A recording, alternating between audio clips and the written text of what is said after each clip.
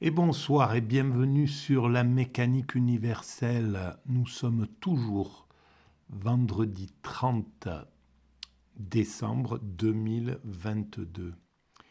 Et je reprends le Pierre-Hadot, qu'est-ce que la philosophie antique? Voilà, avec une belle œuvre abstraite de qui est-elle? Olga Deineko, composition suprématiste au musée régional d'art de Toula. Voilà. Donc, là, j'ai mis une petite croix pour aller vers Aristote. Aristote, que je ne connais pas bien. J'ai pas une grosse connaissance d'Aristote, donc j'ai déjà pas une grosse connaissance de la philosophie globalement. C'est très intuitif, toutes mes réflexions. Il faut les prendre comme telles. Voilà, je m'appuie sur ces écrits, mais c'est surtout pour essayer de démontrer la pertinence de la théorie que je développe sur mécaniqueuniverselle.net. Je le précise à chaque fois parce que les gens arrivent sur ce site, donc YouTube, un peu par tous les chemins. C'est vraiment une toile et à chaque point d'ancrage, il y a la possibilité d'arriver sur une des vidéos, voilà, par hasard, sans connaître vraiment euh, le thème que je défends. Et donc, d'ailleurs, je le vois, il y a beaucoup de nouveaux arrivants quoi, hein, sur la plage de la mécanique universelle. Alors, cette théorie que je défends, elle essaie de démontrer que l'humanité, notre humanité, dans son ensemble, évolue peu à peu vers son ultime perfection. Nous allons vers notre ultime perfection. Et cette ultime perfection, c'est la fusion avec le divin. C'est avec ce qu'on appelle le divin, mais bon, X, cet inconnu-là qui est à l'origine de cet univers. Ce principe créateur à l'origine de l'univers. On ne sait pas ce que c'est, personne ne le sait. Les religions ont donné des noms, mais en même temps, avec beaucoup de recul, parce que toutes les grandes mystiques, toutes les grandes religions savent très bien que c'est normalement, on n'a même pas à prononcer le nom de ce principe créateur. Ils savent très bien qu'il est au-delà de toute représentation, de toute imagination encore. Bon, en tout cas, c'est cette entité que cherche la physique quantique, par exemple, que cherchent les physiciens avec les accélérateurs de particules, etc. Voilà. Mais je vous renvoie à la lecture de la mécanique universelle pour avoir une vision plus juste de cela. Donc là, je suis désolé, mais il y a un truc qui s'est mis en route. Voilà. Alors, je commence à lire Aristote et son école. Et voilà, apparemment, vous pouvez vous abonner si vous trouvez que ça vous intéresse. Vous pouvez vous abonner en un clic sur la vidéo. Une petite pastille rouge. Alors, Aristote et son école. La forme de vie théorétique. La représentation que l'on se fait habituellement de la philosophie d'Aristote semble contredire totalement la thèse fondamentale que nous défendons dans cet ouvrage et selon laquelle la philosophie a été conçue par les anciens comme un mode de vie. Mais oui, c'était sans doute un mode de vie, et puis je pense que ça ne correspond pas à chaque être humain. En fait, c'est vraiment en fonction de sa personnalité. Et il y a aujourd'hui encore, voilà, des philosophes se réclament, pensent que le philosophe se doit de correspondre à sa philosophie, d'être de cadrer avec sa philosophie d'être, etc. Et c'est pas, voilà, pour certains, cette dichotomie n'est pas dérangeante parce qu'ils savent qu'ils font une œuvre pour l'humanité, ils savent qu'ils travaillent pour l'humanité, ils font leur œuvre, peut-être de découvreurs, voilà, et puis c'est tout. Ils ont que leur vie soit pas en adéquation avec leur théorie, ça n'a pas d'importance. Voilà. Donc, on ne peut nier en effet qu'Aristote affirme fortement que le savoir le plus haut est celui qui est choisi par lui-même, pour lui-même. Donc, apparemment sans aucun rapport avec le mode de vie de celui qui sait. Pourtant, cette affirmation doit être replacée dans le cadre général de la représentation qu'Aristote se fait des modes de vie et qui se révèle dans le but qu'il assigne à l'école qu'il fonde. Nous avons vu qu'Aristote avait été membre de l'Académie de Platon pendant 20 ans, ce qui veut dire qu'il avait longtemps participé au mode de vie platonicien. Il est peu vraisemblable que lorsqu'en 335, il fonda à Athènes sa propre école philosophique, dont l'activité s'exerça dans le cadre du gymnase appelé le lycée. Il n'a pas été influencé par le modèle de l'académie, même s'il désirait proposer à son école des fins différentes de celles de l'école de Platon. On peut déceler à l'origine de l'école d'Aristote, comme à l'origine de l'académie, la même volonté de créer une institution durable. Voilà, c'est fort quand même déjà à cette époque-là. Et puis, c'est un des grands avantages de Athènes, justement, la culture, l'éducation par rapport à Sparte, qui était axée sur le travail sur le corps, la résistance, le guerrier, etc. Voilà, et donc, d'où le rayonnement d'Athènes et le moindre rayonnement de Sparte. Le choix du successeur d'Aristote se fait par élection, et nous savons aussi que l'un des membres de l'école était chargé de l'administration matérielle de l'institution, ce qui suppose une certaine vie commune. Comme dans l'académie, il y a deux sortes de membres, les anciens qui participent à l'enseignement et les jeunes. Et il y a, comme dans l'académie, une certaine égalité entre les anciens, par exemple Aristote, Théophraste, Aristoxène et Dicéarque. L'accès à l'école est également entièrement libre. Eh bien, ils étaient vraiment progressistes, ces Grecs. Mais il y a une profonde différence entre le projet que vise l'école d'Aristote et le projet platonicien. L'école de Platon a essentiellement une finalité politique, même si elle est le lieu d'une intense activité de recherche mathématique et de discussion philosophique. Il ne faut pas oublier la vision spirituelle de Platon, au moins à mon sens, parce que s'il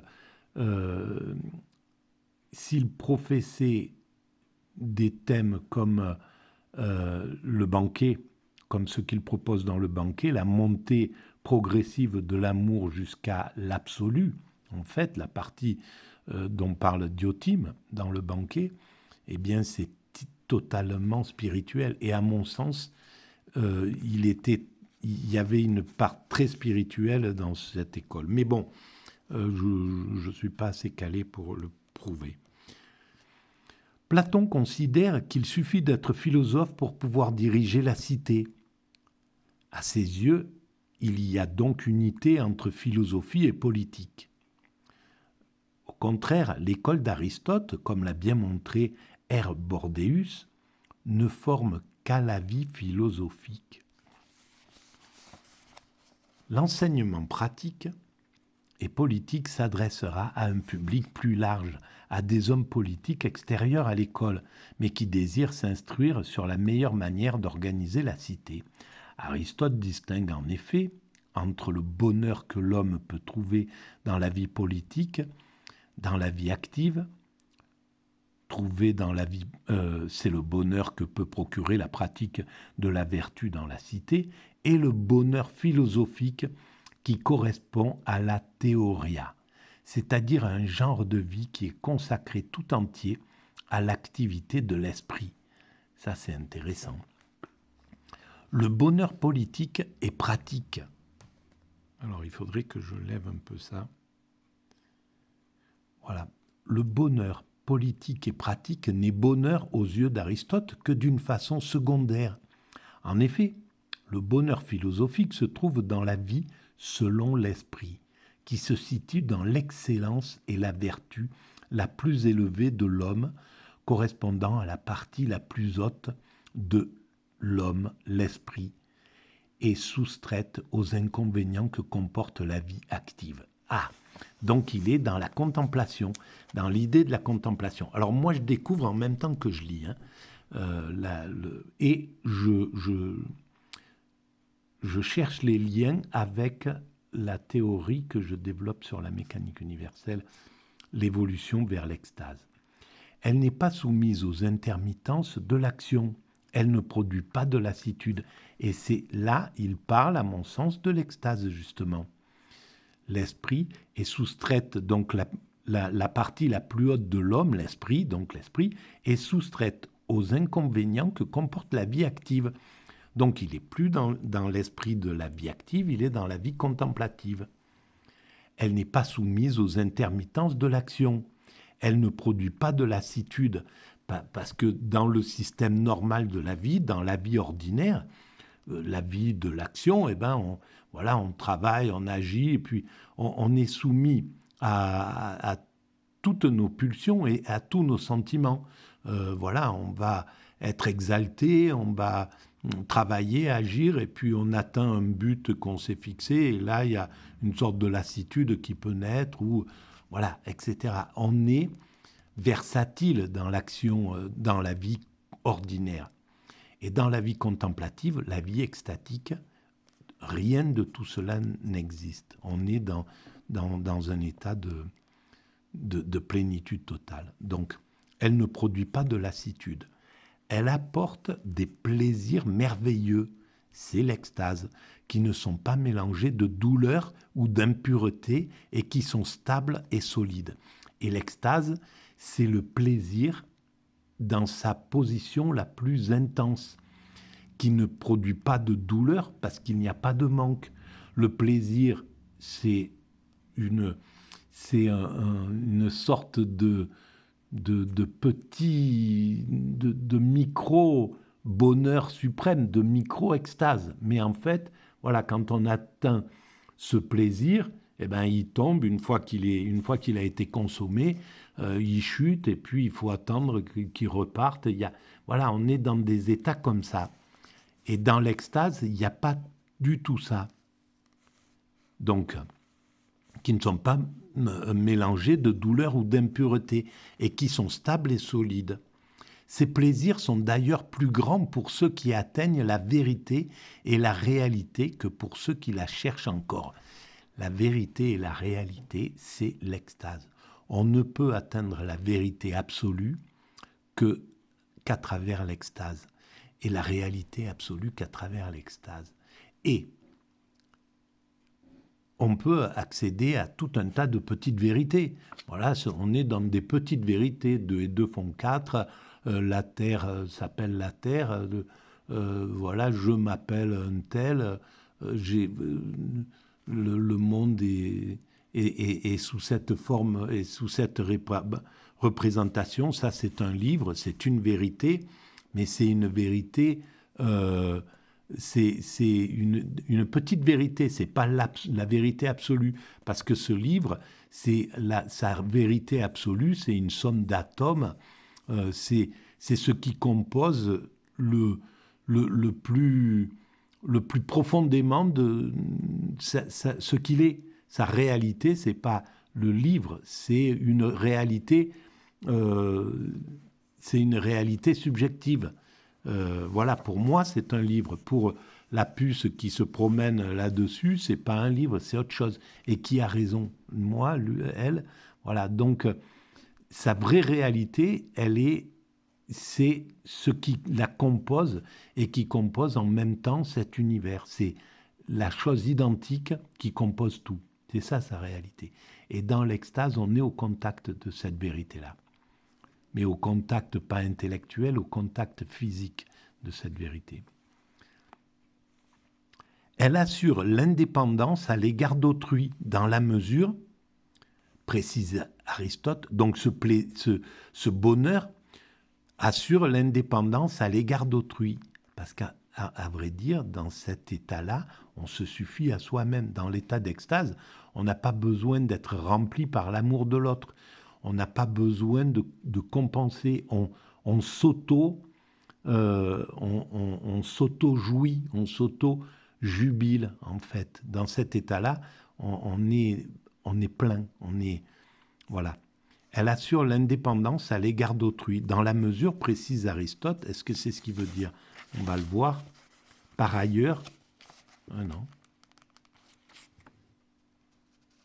Ou, précise Aristote, ou par ailleurs, l'on est assuré de l'indépendance à l'égard des choses matérielles. Eh bien oui, c'est tout à fait l'extase. Dans l'extase, on est totalement indépendant à l'égard des choses matérielles. Elles ne nous tracassent plus, les choses matérielles. On est dans la contemplation absolue. Donc, le matériel, on le contemple comme le soleil, comme l'air, comme une feuille, comme une table, comme n'importe quoi. Celui qui se consacre à l'activité de l'esprit ne dépend que de lui seul. Son activité sera peut-être meilleure s'il a des collaborateurs, mais plus il est sage, plus il pourra être seul. Voilà, plus on avance vers cette sagesse, et plus on peut être seul, évidemment. Et dans la sagesse absolue, l'extatique, il n'a plus besoin de personne. La vie, selon l'esprit, ne cherche pas un autre résultat qu'elle-même. Elle est donc aimée pour elle-même. Elle est à elle-même sa propre fin, et pourrait-on dire sa propre récompense. La vie selon l'esprit apporte aussi l'absence de trouble. Donc la vie selon l'esprit c'est l'extase. C'est le bonheur suprême. En pratiquant les vertus morales, on se trouve impliqué dans la lutte contre les passions, mais aussi dans beaucoup de soucis matériels. Pour agir dans la cité, il faut se mêler aux luttes politiques. Pour aider les autres, il faut avoir de l'argent. Pour pratiquer le courage, il faut aller à la guerre. Au contraire, la vie philosophique ne peut se vivre que dans le loisir, dans le détachement des soucis matériels. Cette forme de vie représente la forme la plus haute du bonheur humain. Mais on peut dire en même temps que ce bonheur est surhumain. Il parle bien de l'extase. L'homme ne vit plus alors en tant qu'homme, mais en tant qu'il possède quelque chose de divin. Et là, on rejoint tout à fait la logique que j'exprime sur la mécanique universelle, mais que toutes les grandes spiritualités ont compris. Dans l'état d'extase, on est au niveau du divin. On n'est pas divin.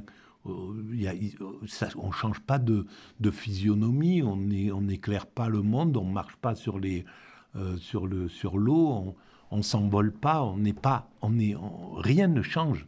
Mais notre sentiment, ce qui se passe à l'intérieur, déjà il n'y a plus aucune peur, aucune crainte, donc on est dans un état de sérénité absolue face à tout ce qui peut arriver.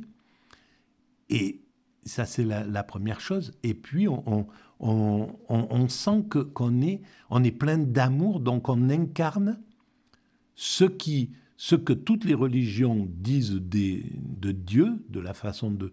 Donc Dieu, c'est une somme d'amour, et on incarne cela. On incarne cet amour absolu dans l'état d'extase. Et on peut incarner que ça. Donc on est vraiment... On possède quelque chose de divin, et c'est cet amour absolu. Paradoxe qui correspond à l'idée paradoxale et énigmatique qu'Aristote se fait de l'intellect et de l'esprit. L'intellect est ce qu'il y a de plus essentiel dans l'homme et en même temps, il est quelque chose de divin qui vient en l'homme.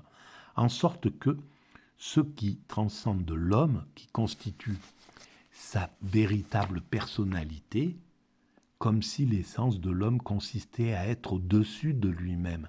Et c'est bien ça. Et Aristote, c'est pas un rigolo. C'est pas quelqu'un qui s'est amusé à dire des choses comme ça parce qu'il s'intéresse au spirituel, mais de façon marginale. Il veut comprendre le monde, etc. Donc quand il parle de spiritualité, il n'y a personne qui lui dicte quoi que ce soit.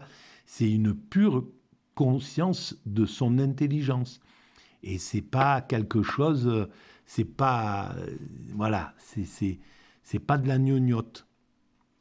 Donc il écrit, c'est l'esprit qui est notre moi, en tant qu'il représente ce qui décide et ce qui est le meilleur.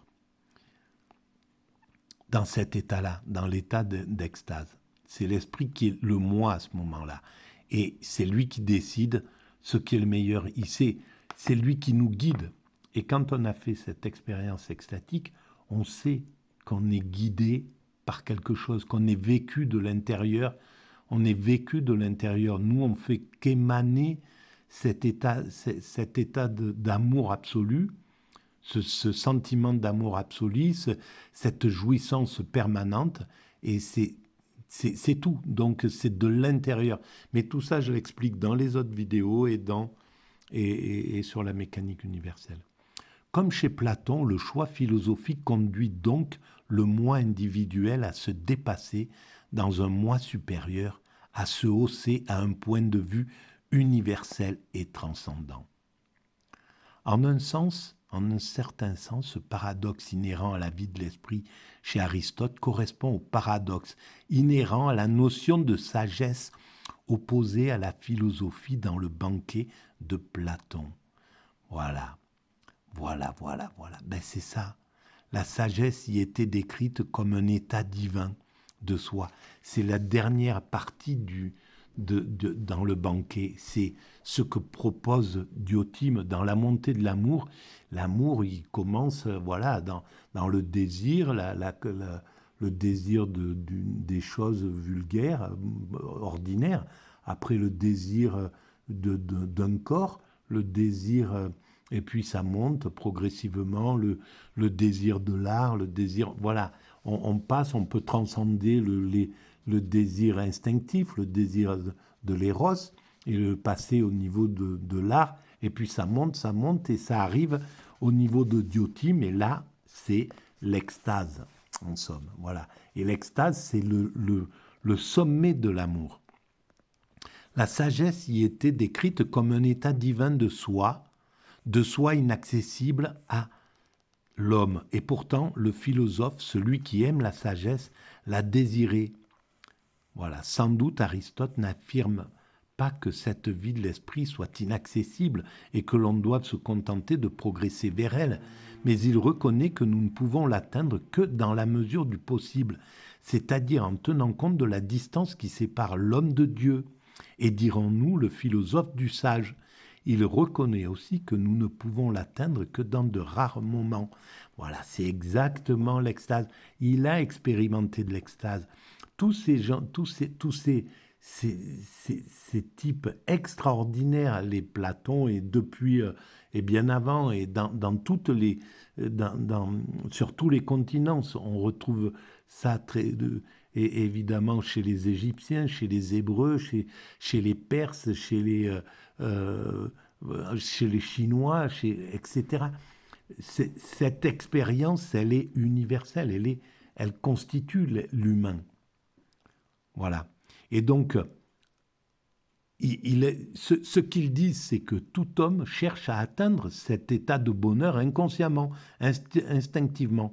Et donc, si tout homme cherche à l'atteindre instinctivement pour lui-même, ça fait que l'humanité, qui est la composition de tous les hommes, cherche intuitivement à atteindre cet état. Et donc, on se retrouve avec la théorie de la mécanique universelle. L'humanité évolue lentement vers son ultime perfection, l'extase, l'amour absolu. Voilà. Et bien entendu, il faut que, pour atteindre cet état-là, il faut que que techniquement, l'humanité ait atteint son ultime perfection technique, c'est-à-dire la paix universelle, la fraternité absolue, le fait que l'homme ne soit plus un loup pour l'homme, le fait qu'on ait organisé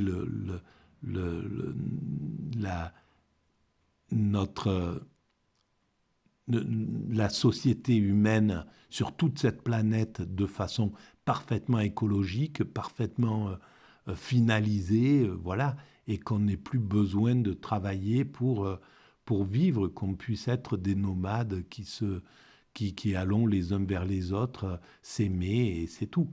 Et jubiler et contempler, voilà. Et se contenter de vivre cet état. Mais voilà, c'est ce que j'explique sur la mécanique universelle.